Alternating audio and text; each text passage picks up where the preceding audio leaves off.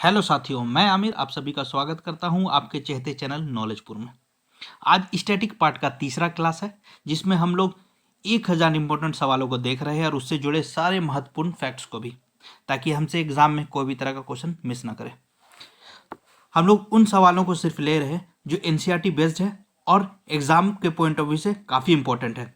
वैसे सवाल जो एग्जाम में आ चुके हैं या आने की बहुत ज़्यादा संभावना है।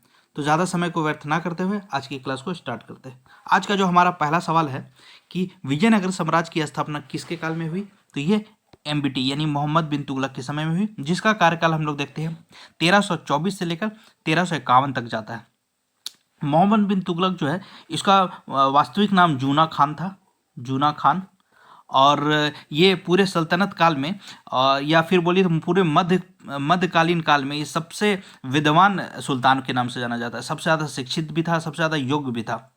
इसने एक नए विभाग की रचना की अमीर कोही के नाम से, अमीर कोही के नाम से एक नए विभाग की स्थापना की। ये बेसिकली कृषि का जो कार्य है उसमें विकास करने के लिए इसका ये नए विभाग का स्थापना किया था। और मोहम्मद बिन तुगलक के बारे में देख लीजिए कि इसने अपनी राजधानी जो है वो दिल्ली से लेकर देवगिरी ले गया था, देवगिरी। और इस देवगिरी का नाम चेंज किया और इसका नाम रखा दौलताबाद, दौलताबाद उसका नाम दिया। तो ये हुआ मोहम्मद बिन तुगलक के बारे में। आइए नेक्स्ट सवाल को देखते हैं। नेक्स्ट सवाल है विजयनगर साम्राज्य की स्थापना कब हुई। तो विजयनगर साम्राज्य की स्थापना हम लोग देखते हैं वो होती है 1326 ईस्वी में। और ये हरिवर और बुक्का ये दो भाइयों के द्वारा किया गया था 1326 में विजयनगर की स्थापना। और जो विजयनगर है, ये विजयनगर का अगर शाब्दिक अर्थ देखेंगे तो इसका होता है जीत का शहर, जीत का शहर को बोलते हैं विजयनगर। मुख्यतः इसमें देखिएगा विजयनगर में तो कुल 4 वंशों ने राज किया। सबसे पहले संगम वंश आया, संगम वंश जो हरिहर और बुक्का के द्वारा लाया गया था, दोनों दो भाइयों के द्वारा। संगम उनके फादर का नाम था, पिताजी के नाम पे उन्होंने अपने वंश का नाम रखा। तो संगम वंश पहला था। दूसरा था सालू वंश, सालू वंश। तीसरा इसमें था तुलु वंश, तुलु वंश। और तीसरा आराविडो, आराविडो वंश। ये 4 मुख्यतः वंशों ने राज किया पूरे आपके विजयनगर साम्राज्य में। नेक्स्ट सवाल को देखते हैं। तीसरा सवाल आज का है आईने अकबरी कितने भागों का संकलन है। तो ये कुल 5 भागों का संकलन है आईने अकबरी। आईने अकबरी लिखा किसने, तो अबुल फजल ने। अबुल फजल उसका 9 रत्नों में से एक था। अब अकबर के 9 रत्नों में से अबुल फजल का भी नाम आता है। फिर आईने अकबर के बारे में नेक्स्ट सवाल इसी का है कि ये किसका भाग है, तो ये अकबरनामा का भाग है। अकबरनामा किस भाषा का है, तो ये तुर्की भाषा का है, तुर्की भाषा में लिखा गया अकबरनामा। नेक्स्ट सवाल देखिए, संथालों ने अंग्रेजों से विद्रोह कब किया। तो ये 30 जून, डेट याद रखिएगा बहुत इंपॉर्टेंट है, 30 जून 1855 में। जो झारखंड क्षेत्र है, झारखंड क्षेत्र का जो संथाल परगना एरिया है, उसमें संथालों ने अंग्रेजों के विरुद्ध एक ये अभियान चलाया था, जिसे संथाल विद्रोह के नाम से भी जानते हैं। इसमें नेतृत्वकर्ता 4 भाई थे, सिद्धू, कान्हू, चांद, भैरव। ये चारों भाई थे, इन्होंने ही ये अभियान चलाया था। नेक्स्ट सवाल को देखिए, बंगाल में अस्थायी बंदोबस्त किनके साथ किया गया था। तो अस्थायी बंदोबस्त जो लाया गया था वो जमींदारों के साथ किया गया था। और इसको लाया किसने था, तो इसको लाया था लॉर्ड कॉर्नवालिस ने, लॉर्ड कॉर्नवालिस ने, लॉर्ड कॉर्नवालिस के द्वारा लाया गया था। जमींदारों के साथ ये बंदोबस्त किया गया था। ये कब किया गया था, तो 1793 में, 1739 में। इसमें क्या बताया गया था। अच्छा, इससे पहले एक चीज़ और देख लीजिए कि ये जो बंदोबस्ती प्रथा था, इसका योजना कौन बनाया था। योजना बनाया था जॉन शोर ने, जॉन शोर, जॉन शोर के द्वारा ये योजना तैयार किया गया था। और इसमें बताया गया था कि जो भी भू राजस्व इकट्ठा होगा, जो भू राजस्व इकट्ठा होगा, उसका लगभग 90% भाग जो है वो कंपनी को देना होगा और बाकी 10% जो है वो जमींदार अपने पास रख सकते हैं। तो इसमें इतना ही फैक्ट अभी याद रखिए कि ये किसके द्वारा, तो लॉर्ड कॉर्नवालिस के द्वारा लाया गया। और फिर इसके जो निर्माण किसने किया था, इस पॉलिसी को, योजना को बनाया किसने था, तो जॉन शोर ने बनाया था, जमींदारों के साथ किया गया था। और नेक्स्ट सवाल है इसका कि बंगाल में स्थायी बंदोबस्त कब लागू हुआ, तो 1793 ईस्वी में लागू किया गया था। नेक्स्ट सवाल देखिए, ब्रिटिश काल में सर्वप्रथम पर्वतीय स्थल कौन सा बना, तो ये शिमला बना था। नेक्स्ट सवाल है, ब्रिटिश काल में भारत की राजधानी क्या थी, तो शिमला थी। महात्मा गांधी की दांडी यात्रा कब प्रारंभ हुई, तो 12 मार्च 1930 को 80 सत्याग्रह के साथ, मतलब कि जो उनके साथी थे, कहीं पर 78 मिलता है, तो एनसीईआरटी में 78 दिया हुआ, उसी को याद कीजिएगा। और ये 12 मार्च 1930 में शुरू हुआ और चला कब तक, तो 6 अप्रैल तक चला, 6 अप्रैल तक।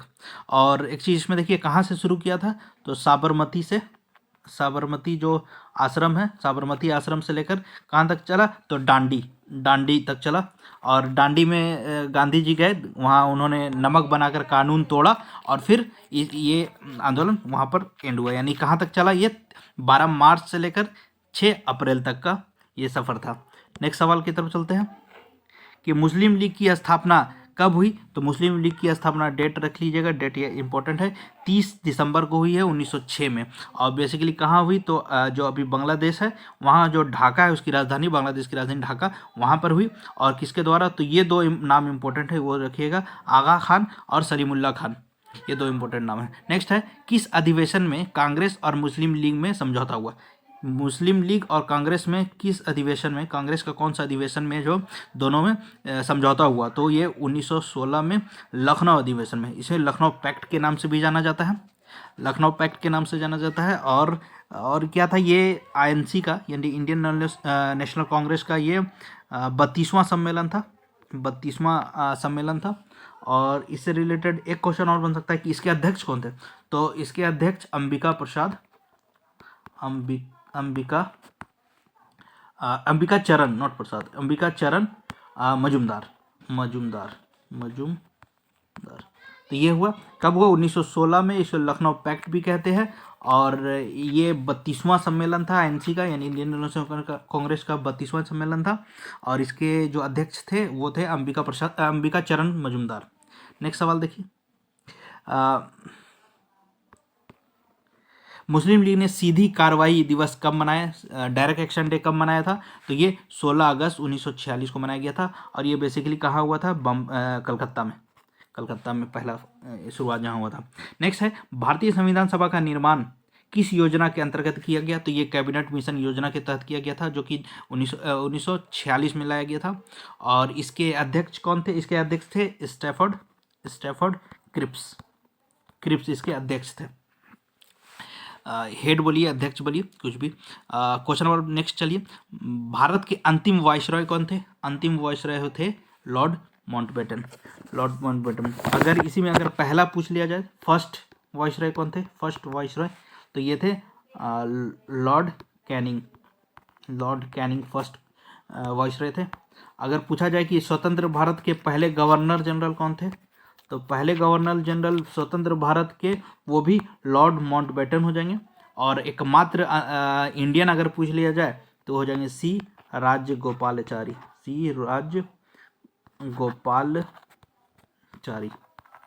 ये एक अंतिम इंडियन जो थे, जो गवर्नर जनरल बन गए थे स्वतंत्र भारत के। अब आगे तरफ देखते हैं। नेक्स्ट सवाल है, संविधान सभा में निर्धारित कुल संख्या 389 थी, जिसमें 292 राज्यों का प्रतिनिधि, 93 देशी रियासतों का, और चार जो थे चीफ कमिश्नर थे। नेक्स्ट है क्वेश्चन कि कबीर के गुरु कौन थे, तो कबीर के गुरु कौन थे, रामानंद थे। और कबीर के से रिलेटेड एक बीजक है, ये रचना कई बार पूछता है कि बीजक किसकी रचना है, तो वो कबीर की रचना है। नेक्स्ट सवाल देखिए, स्वच्छ आकाश का रंग, यानी साफ जो आकाश होता है उसका रंग नीला क्यों होता है, तो ये प्रकीर्णन के कारण होता है। प्रकीर्णन मतलब स्कैटरिंग ऑफ लाइट के कारण, स्कैटरिंग के चलते इसका होता है। और अगर स्कैटरिंग में देखिए तो जो भी रंग बिखरा हुआ दिखता है हमें, जैसे कि सनसेट देखते हैं हम, सनराइज के समय देखते हैं, तो ये लाइट एक तरह का बिखरा हुआ लाइट दिखता है। ये सब के पीछे रीज़न क्या होता है, प्रकीर्णन होता है। प्रकीर्णन यानी कि स्कैटरिंग होता है, स्कैटरिंग ऑफ लाइट के कारण होता है। नेक्स्ट चाहिए, ऊर्जा का पारंपरिक स्रोत नहीं है, तो अगर नहीं है यानी कि ट्रेडिशनल नहीं है, तो ये क्या है, न्यू हो जाता है, रिन्यूएबल है, यानी कौन है, सौर ऊर्जा। राष्ट्र का निर्माण में बाधा डालता है, तो क्या डालता है, सांप्रदायिकता। ये किसी भी देश के लिए राष्ट्र निर्माण में बाधा डालता है, सांप्रदायिकता। नेक्स्ट है, कारगिल संघर्ष के दौरान भारतीय सेना ने कौन सा अभियान चलाया, उसका क्या नाम रखा था, ऑपरेशन विजय। ये कब हुआ था, 1999 में। भारत और पाक के बीच में अगर पूछा जाए कितने युद्ध हुए हैं तो टोटल अब तक 4 युद्ध हो चुके हैं। एक हुए थे 1947-48 में, दूसरा था 1965 में, तीसरा था 1971 में और चौथा था 1999 में। ये था कारगिल वाला। और ये कुल 4 युद्ध हुए हैं भारत और पाक के बीच में। इसमें कई बार क्वेश्चन पूछ सकता है इसमें से कौन से ऐसे युद्ध है जो कारगिल के लिए नहीं हुआ, तो ये हो जाएगा 1971 वाला। ये बांग्लादेश की आज़ादी के लिए लड़ा गया था। और ये हुआ कुल मिला के भारत पाक से युद्ध से रिलेटेड। अब आइए नेक्स्ट सवाल को देखते हैं। तो क्या आंसर हुआ, कारगिल का ऑपरेशन विजय हुआ। और इसमें हम लोग भारत पाक के साथ कितने बार युद्ध कर चुका है, तो ये 4 बार कुल युद्ध हो चुका है। नेक्स्ट देखिए, भारत में संपूर्ण क्रांति का आह्वान किस नेता ने किया, तो ये किए थे जयप्रकाश नारायण ने। और इनको 1999 में मरणोपरांत भारत रत्न से भी नवाजा गया, भारत रत्न दिया गया इनको 1999 में, मरणोपरांत था ये। वर्तमान में लोकसभा में अनुसूचित जातियों के लिए कितने स्थानों का आरक्षण किया गया है, तो ये कुल 84 है। और हमारे संविधान में अगर बात किया जाए तो जो अनुसूचित जाति है यानी SC है और ST यानी अनुसूचित जनजाति, इनका उल्लेख कहाँ मिलता है, सीटों का जो आरक्षण के बारे में बात किया जाए तो हम देखेंगे जब पार्ट जो हमारा 16 है, पार्ट 16 में जो आर्टिकल यानी अनुच्छेद 333 है वो बात करता है हम लोग को इसका आरक्षण के बारे में। किसे SC यानी शेड्यूल्ड कास्ट अनुसूचित जाति और ST यानी कि अनुसूचित जनजाति, इनके आरक्षण के लिए लोकसभा में आर्टिकल नंबर 330 इसका बारे में उल्लेख करता है। नेक्स्ट देखिए, नेक्स्ट सवाल है कि संयुक्त राज्य अमेरिका पर हुए आतंकी हमले को किस नाम से पुकारा जाता है, तो इसे 9/11 कह के पुकारा जाता है। 9/11 के पीछे रीज़न है, 11 हो गया आपका डेट और 9 मंथ यानी 11 सितंबर को यह हमला हुआ था, इसलिए 9/11 करके पुकारा जाता है। नेक्स्ट है, बांग्लादेश का स्थापना कब हुआ, तो बांग्लादेश का स्थापना 26 मार्च 1971 को माना जाता है। ये वही युद्ध है जिस वक्त भारत ने इसका हेल्प किया था और पाकिस्तान के 2 टुकड़े कर दिए थे, एक बांग्लादेश बना और एक पाकिस्तान बचा। तो ये हुआ 26 मार्च 1971। बांग्लादेश के बारे में देख लीजिए, बांग्लादेश की राजधानी ढाका है और इसकी मुद्रा क्या होती है, टका है, ढाका टका, ये इसी तरह याद हो जाएगा आपको। और बांग्लादेश जो है वो भारतीय सीमा के साथ भारत से इसका सीमा सबसे बड़ा है, मतलब जितने भी पड़ोसी देश हैं उसमें सबसे ज़्यादा किसी देश का सीमा है तो वो बांग्लादेश का है। ये लगभग ये है 4096 किलोमीटर और कुल 5 राज्यों से सीमा साझा करता है। एक है वेस्ट बंगाल का, और वेस्ट बंगाल के बाद एक असम है, फिर आपका मेघालय, फिर त्रिपुरा और फिर मिजोरम।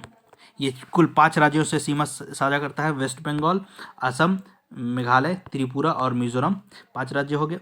और बांग्लादेश के बारे इसका ढाका टका हो गया। और इसका जो राष्ट्रीय खेल है वो है कबड्डी। ये याद कर लीजिए, हर एग्जाम में पड़ोसी देश के बारे आता है, इसको धीरे धीरे हम एक्सप्लेन करते चलेंगे। राष्ट्रीय खेल कबड्डी है। और पशु के बारे में बात किया जाए तो ये क्या है, रॉयल बंगाल टाइगर। और मछली हिल्सा मछली जो है, इलिस मछली, हिल्सा मछली इसका राष्ट्रीय मछली है। और अभी के लिए फ़िलहाल इतना। जैसे कि एक और चीज़ है कि जमुना के नाम से जाना जाता है वहाँ ब्रह्मपुत्र नदी, और गंगा के नाम से जाना जाता है, गंगा जो है वहाँ पद्मा के नाम से जाना जाता है। आइए नेक्स्ट सवाल की तरफ देखते हैं। नेक्स्ट सवाल है कि अंतर्राष्ट्रीय श्रम संगठन यानी ILO इंटरनेशनल लेबर ऑर्गेनाइजेशन का मुख्यालय कहाँ है, तो ये जिनेवा में है। और इसके जो अभी डायरेक्टर जनरल है वो गाय राइडर इसके गवर्नर जनरल हैं। और ये बना कब था, ILO आया था 1919 में, यानी 1919 में, वर्ल्ड वार के बाद, पहले वर्ल्ड वार के बाद। और इसमें कुल 187 अभी मेंबर है, 187 मेंबर है। नेक्स्ट सवाल देखिए, अंतर्राष्ट्रीय श्रम संगठन, हाँ वही आ गया, अंतर्राष्ट्रीय ILO का स्थापना कब हुई, तो 1919 में हुई, ठीक है। और सदस्य कितने हैं, 187 सदस्य हैं। इससे क्वेश्चन पूछ सकता है कि इसका 87th मेंबर कौन था, तो ये था आपका टोंगा। इसके जो लास्ट मेंबर जो इसमें ऐड हुए वो था टोंगा नाम का रिपब्लिक है, टोंगा देश इसमें शामिल हुआ है। नेक्स्ट सवाल को देखते हैं कि भारत में क्योटो प्रोटोकॉल का हस्ताक्षर कब किया गया, तो भारत में ये 2002 में हस्ताक्षर किया गया भारत के द्वारा। हालांकि ये 1997 में ये लागू किया गया था। क्योटो जो है एक जापान का शहर है और वहाँ हुआ, इसलिए उसका नाम दिया गया क्योटो प्रोटोकॉल। जापान में 1997 में हुआ। हालांकि ये लागू 2005 से किया गया और भारत इसका 2002 में हस्ताक्षर करके हिस्सा बन गया था। ये कुल मिला के ये आपका जलवायु जो है, क्लाइमेट जो चेंज हो रहा है, क्लाइमेट परिवर्तन से रिलेटेड प्रोटोकॉल है। नेक्स्ट चलिए, विद्युत आवेश का एसआई। विद्युत आवेश का एसआई क्या है, तो कूलाम है। विद्युत आवेश क्या हुआ, तो विद्युत आवेश हुआ ये इलेक्ट्रिक चार्ज को बोलते हैं, इलेक्ट्रिक चार्ज को बोलते हैं। और इलेक्ट्रिक करंट रहता तो एम्पेयर हो जाता, लेकिन यहाँ पर क्या है, इलेक्ट्रिक चार्ज है तो उसका कूलाम होगा एसआई। ठीक है, नेक्स्ट सवाल को देखते हैं कि तापमान में वृद्धि से एक चालक की प्रतिरोधकता यानी रोकने का रेजिस्टेंस है वो क्या होगा, तो वो क्या होगा, बढ़ेगा तापमान की वृद्धि से। ठीक है, नेक्स्ट सवाल को देखिए, एक सामान्य मानव नेत्र के लिए सुस्पष्ट दृश्यता की अल्पतम दूरी क्या होगी, तो 25, ये मीटर नहीं होगा, मीटर नहीं सेंटीमीटर होगा। और इसी में जो चेंजेज आ जाता है तो इसी के चलते आई में यानी मानव का जो नेत्र है, आंख में बीमारी हो जाता है। जैसे कि दो तरह का बीमारी हम लोग बेसिकली देखते हैं, मायोपिया और एक होता है हाइपरमेट्रोपिया। एक होता है निकट दृष्टि दोष और एक होता है दूर का। तो जो नज़दीक से नहीं दिखता है और दूर का दृष्टि होता है, ये इसी के कारण होता है। तो अल्पतम दूरी क्या है, कम से कम क्या दूरी होना चाहिए, 25 सेंटीमीटर होता है, जिसे सामान्य दृष्टि से कहा जाता है। नेक्स्ट सवाल देखिए, 140वां सवाल, एक प्रकाश तंतु की कार्य प्रणाली निर्भर करती है, वो किस पे, प्रकाश तंतु मतलब वो ऑप्टिकल फाइबर, वो किस पे निर्भर करता है, पूर्ण आंतरिक परिवर्तन पे। पूर्ण आंतरिक परिवर्तन को क्या कहते हैं, इसे हम लोग कहते हैं टोटल इंटरनल रिफ्लेक्शन।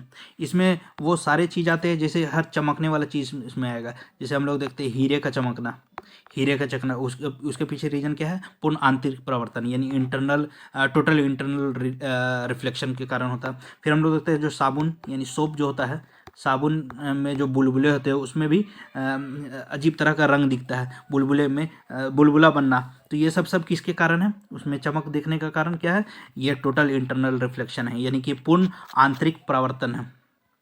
ठीक है, नेक्स्ट सवाल है कि निरोधी विभव अति लघु होगा, कब होगा, तो लाल में और ज़्यादा में नीला में होगा। ठीक है, नेक्स्ट सवाल देखिए, नेक्स्ट सवाल क्या बोलता है कि भारत में 1 रुपये के नोट कौन जारी करता है। भारत में लोग 1 रुपये का नोट जारी करने का काम भारत सरकार का है, लेकिन 1 से 2 यानी 2 और प्लस 2 से जितना भी ऊपर नोट जाते हैं वो कौन करता है, आरबीआई के द्वारा जाता है। नोट प्रिंटिंग प्रेस अगर बात पूछा जाए तो भारत में कितने हैं, तो कुल 4 है। इसमें से 2 जो है आरबीआई के अंदर और 2 भारत सरकार के अंदर आते हैं। और जो अगर देखिएगा आरबीआई के अंदर कौन कौन आते हैं, एक होता है मैसूर वाले आरबीआई के अंदर है, और एक और क्या साल्गोनी, ये 2 ठो है जो आरबीआई के तहत आते हैं। और ये 2 जो है वो जो गवर्नमेंट के अंदर आते हैं वो नासिक वाले हैं, और एक और देवास में है, देवास में। ये 2 प्रिंटिंग प्रेस है, नोट प्रिंटिंग प्रेस है इंडिया में। 4 है कुल मिला के, 2 भारत केंद्र सरकार के तहत आते हैं, 2 आपके आरबीआई के तहत आते हैं। और अगर कॉइन का बारे बात किया जाए, कॉइन मिंट यानी जिसको हम लोग टकसाल कहते हैं, कॉइन मिंट भी कुल इंडिया में 4 है। एक आपका मुंबई में है, एक मुंबई में है, एक हैदराबाद में है, एक नोएडा में हम लोग देखते हैं, एक कोलकाता में। ये 4 टकसाल है पूरे इंडिया में। तो 4 printing press, note printing press भी है और 4 टकसाल भी है। चारों का 4 यानी 8 का बारे में आपको लोगों को बता चुका हूँ। नेक्स्ट देखिए, गेहूं का अर्धवामन किस किस्म का विकास के लिए किया गया है, तो ये किसने किया था, तो नॉर्मन ई बोरलॉन्ग ने। इन्हें नोबेल भी मिला था और इन्हें फादर ऑफ ग्रीन रेवोल्यूशन भी कहा जाता है। नेक्स्ट सवाल देखिए, ग्रीन हाउस गैस नहीं है, तो ग्रीन हाउस गैस कौन नहीं है, तो सल्फर डाइऑक्साइड नहीं है। और कौन कौन होता है, तो कार्बन डाइऑक्साइड होता है यानी CO2 होता है, क्लोरोफ्लोरोकार्बन होता है, जलवाष्प यानी वाटर वेपर जो है, ये सारे चीज़ क्या कहते हैं, ग्रीन हाउस गैस इफेक्ट करते हैं। यही जो है क्लाइमेट चेंज का मुख्य कारण भी है ग्रीन हाउस गैस के तहत। नेक्स्ट सवाल का देखिए, इलेक्ट्रॉन का आवेश होता है, इलेक्ट्रॉन का क्या आवेश है, तो यह है -1.6 × 10⁻19 सी। तो ये होता है इलेक्ट्रॉन का। अगर प्रोटॉन का पूछ लिया जाए तो प्रोटॉन का होता है 1.6 इंटू 10⁻⁻19 सी। तो ये सेम होता है, लेकिन यहाँ पॉजिटिव होता है प्रोटॉन में, इलेक्ट्रॉन में देखिएगा तो नेगेटिव दिखता है। और एक बचा क्या, न्यूट्रॉन। तो न्यूट्रॉन में नो चार्जेस, नो चार्ज, कोई तरह का चार्ज नहीं होता। प्रोटॉन में पॉजिटिव चार्ज, इलेक्ट्रॉन में नेगेटिव चार्ज और न्यूट्रॉन में नो चार्ज। आशा करता हूँ ये बात आपको समझ में आ गया होगा। अब आगे देखते हैं हम लोग। नेक्स्ट सवाल है कि प्रत्यक्ष कर होते हैं, प्रत्यक्ष कर यानी डायरेक्ट टैक्स, एक होता है डायरेक्ट टैक्स और एक होता है इनडायरेक्ट टैक्स। दो तरह का टैक्स होता है। तो डायरेक्ट टैक्स के अंदर क्या क्या आते हैं, निगम आते हैं, संपत्ति कर आते हैं, आय कर आते हैं जो इनकम टैक्स वगैरह होता है, वेल्थ टैक्स होता है, ये प्रॉपर्टी टैक्स वगैरह इनकम डायरेक्ट में आ जाते हैं। इनडायरेक्ट में क्या आएंगे, सेवा कर आएंगे, वैट आएंगे, जीएसटी, सब इसी के तहत आता है इनडायरेक्ट टैक्स के अंदर। नेक्स्ट सवाल को देखिए, हड़प्पा सभ्यता का कौन सा स्थान हरियाणा में है। तो हरियाणा में बनवाली आता है, मिताथल आता है, राखीगढ़ी होता है। और राखीगढ़ी जो है भारत में सबसे बड़ा हड़प्पा का केंद्र यही है। ऐसे अगर इंडिया में पूछा जाए तो अभी वर्तमान समय में राखीगढ़ी ही सबसे बड़ा है। नेक्स्ट सवाल देखिए, मनुस्मृति का संकलन कब हुआ था। 200 ईसा पूर्व में हुआ था। नेक्स्ट सवाल है बौद्ध से रिलेटेड, बौद्ध धर्म से में मुक्ति मार्ग यानी मोक्ष का 8 क्या साधन बताया गया। तो अष्ट मार्ग यानी 8 रास्ता बताया गया है कि आप जो भी परेशानी है, जितना भी दुख है, उससे अगर आपको शांति चाहिए, उससे मुक्ति चाहिए, तो 8 तरह का काम है जो करना है, जिसमें जैसे कि सही दृष्टि होना चाहिए, सही संकल्प होना चाहिए, सही वाणी आता है। तो इस तरह के कुल 8 मार्ग है जिसको अपनाने के बाद किया गया है बौद्ध धर्म में। बौद्ध धर्म के बारे में हम लोग पहले भी डिस्कस कर चुके हैं कई बार। बौद्ध का जन्म के बारे में देख चुके हैं इससे पहले दोनों वीडियो में, उनकी मृत्यु के बारे में देख चुके हैं। और उसी जैसे कि 563 था इनका जन्म, 483 था इनका मृत्यु। उनकी माता श्री का नाम हम लोग देख चुके हैं, उनकी माता श्री का नाम था गौतमी, ये सौतली माता, जो उनका बेटा का नाम था राहुल, इनके बचपन का नाम था सिद्धार्थ। और इसी तरह बहुत सारा चीज़ देखे थे और संगति भी देखे थे। लास्ट बार चारों संगति के बारे में पढ़े थे, कौन कौन संगति कहाँ कहाँ हुआ और किस, उस लास्ट वीडियो को भी ज़रूर देखें। नेक्स्ट सवाल को देखते हैं, विजयनगर साम्राज्य का प्रथम राजवंश कौन था। विजयनगर जो हम लोग पहले सवाल में देखे थे विजयनगर में, तो कौन था, संगम वंश। ये किसके द्वारा किया, हरिहर और बुक्का के द्वारा। हरिहर और बुक्का के द्वारा, ये 2 भाइयों के द्वारा शुरू किया गया था। और संगम वंश उनके अपने पिताजी के नाम पे रखा गया था। तो ये पहला साम्राज्य ये था संगम वंश। दूसरा क्या था, तो सालू वंश था, सालू वंश। तीसरा था तुलु वंश, तुलु वंश। और चौथा और लास्ट था अराविडो वंश, अराविडो वंश। तो ये कुल 4 वंशों का हम लोग देखते हैं जो वहाँ शासन किया था विजयनगर साम्राज्य में। विजयनगर साम्राज्य के बारे में हम लोग ये देखे थे। इसका शाब्दिक अर्थ होता है जीत का शहर। नेक्स्ट सवाल की तरफ चलिए, बाबर की आत्मकथा का पूरा बाबर का आत्मकथा का क्या नाम था। तो ये बाबरनामा था, बाबरनामा। ये एक तुर्की भाषा में था। और हालांकि इसको बाद में फारसी में भी इसको दोबारा लिखा गया। फारसी में किसके द्वारा लिखा गया, तो ये अब्दुल रहीम खान खाना के द्वारा इसको दोबारा फारसी में भी लिखा गया। और अभी फ़िलहाल के लिए अकबर ही थे जो मुग़ल वंश का स्थापना किया था 1526 में। और 1530 में इसकी मृत्यु हो जाती है। जब से आया 4 वर्ष तक ये लगातार लड़ाई करता रहा और 1530 में इसकी मृत्यु हो गई। नेक्स्ट सवाल देखिए, पहाड़िया लोग खेती के लिए कौन सा उपकरण का प्रयोग करते थे। तो ये कुदाल का इस्तेमाल करते थे। तो आज के लिए इतना ही रखते हैं। नेक्स्ट सवाल को फिर हम लोग देखेंगे अगले क्लास में। और नेक्स्ट वीडियो के लिए बने रहें, हमारे क्लास को पसंद करें और लाइक करें और सब्सक्राइब करना ना भूलें। धन्यवाद।